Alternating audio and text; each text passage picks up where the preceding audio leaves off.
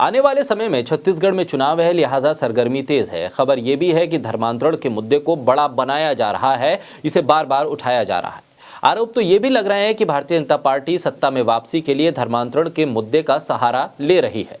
छत्तीसगढ़ की आदिवासी पट्टी में धर्मांतरण को लेकर उठे विवाद के बाद राजनीतिक माहौल भी गरमाने लगा है। बीजेपी कह रही है कि धर्मांतरण को कांग्रेस आश्रय दे रही है, तो कांग्रेस ने कह दिया है कि सबसे ज्यादा बीजेपी की सरकार में ही इस तरह के मुद्दे सामने आए थे। इस सब के आरोपों के बीच अब हिंसा भी देखने को मिल रही है। चर्च में तोड़फोड़ हुई है और पुलिस पर भी हमले हुए हैं। बोलता हिंदुस्तान पर मैं हूं आपके साथ मिर्जा शाकिर अली बेग। छत्तीसगढ़ के नारायणपुर जिले में आदिवासी और आदिवासी ईसाई समाज के बीच टकराव की खबरें आईं।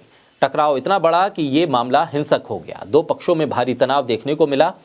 कथित तौर पर धर्मांतरण के मामले को लेकर दो पक्ष आपस में भिड़ गए। दोनों पक्षों से दर्जनों लोग घायल हुए। इस दौरान पुलिस कर्मियों के साथ भी झड़प हुई। इसमें एक थाना प्रभारी भुवनेश्वर जोशी भी घायल हुए। छत्तीसगढ़ के नारायणपुर में चर्च में तोड़फोड़ की गई।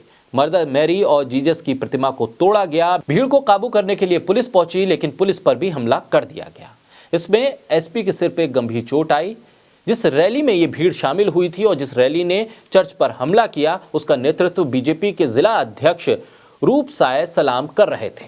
ऐसे में बीजेपी की सियासत और बीजेपी के रणनीति पर सवाल उठ रहे हैं। धर्म परिवर्तन करने वाली आदिवासी समाज के लोगों का इल्जाम है कि उन लोगों को 18 दिसंबर को कथित रूप से ग्रामीणों ने उनके घरों से बाहर निकाल दिया और फिर यह कह दिया कि कभी वापस नहीं आना।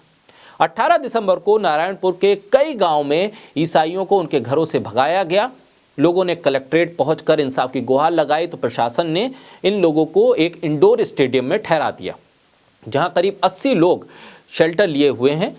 10 दिनों के बाद जब कुछ लोग अपने गांव लौटने लगे तो उसका विरोध हुआ और उनके साथ मारपीट की गई। हालांकि ये कोई पहली घटना नहीं है जब लोगों को उनके घरों से बाहर जाने के लिए मजबूर किया गया हो, लोगों को घर छोड़ने के लिए मजबूर किया गया हो।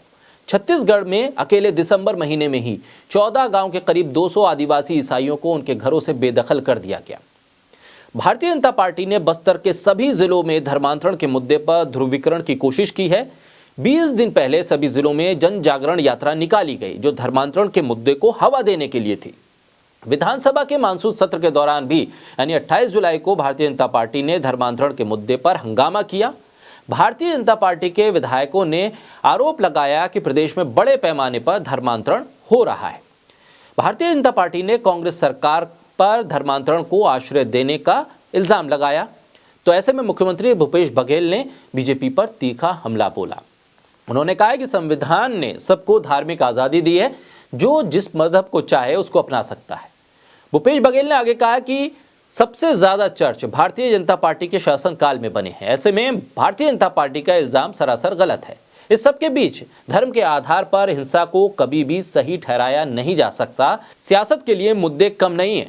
धर्म के आश्रय सियासत का शॉर्टकट जो पार्टियां अपनाती हैं, वो देश को लॉन्ग टर्म में नुकसान पहुंचाती हैं। ऐसे में छत्तीसगढ़ में धर्म के नाम पर उठ रहे इस बवाल को सियासी लोगों को ही रोकना होगा। प्रशासन को सख्त कार्रवाई करनी होगी, क्योंकि देश ने धर्म के नाम पर हो रही हिंसा को देखा है और उसके नुकसान को भी झेला है।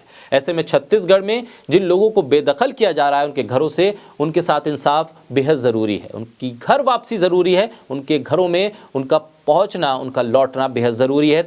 तभी संविधान के तहत देश के नागरिकों को दी गई आजादी सही तौर पर मिल पाएगी।